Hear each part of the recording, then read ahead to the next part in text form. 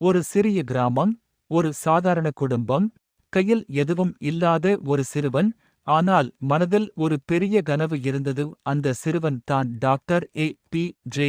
அப்துல் கலாம். கிராமத்திலிருந்து இந்தியாவின் ஜனாதிபதி வரை சென்ற மனிதர். அவர் உலகத்திற்கு சொன்ன ஒரு வரி இன்று கூட நம்மை எழுப்புகிறது: கனவு காணுங்கள், கனவு காணாமல் தூங்காதீர்கள். கனவு என்பது தூங்கும் போது வருவது இல்லை. கனவு என்பது உங்களை தூங்க விடாத எண்ணம். நீங்கள் கனவு காண ஆரம்பித்தால் உங்கள் வாழ்க்கை திசை மாறும். நீங்கள் கனவு காண ஆரம்பித்தால் இந்த உலகம் உங்களை கவனிக்க ஆரம்பிக்கும். தோல்வி வந்தாலும் அது முடிவு இல்லை. அப்துல் கலாம் சொன்னார், தோல்வி உங்களுக்கு பாடம் கற்பிக்கும். அந்த பாடத்தை பயன்படுத்தினால் வெற்றி தானாக வரும்.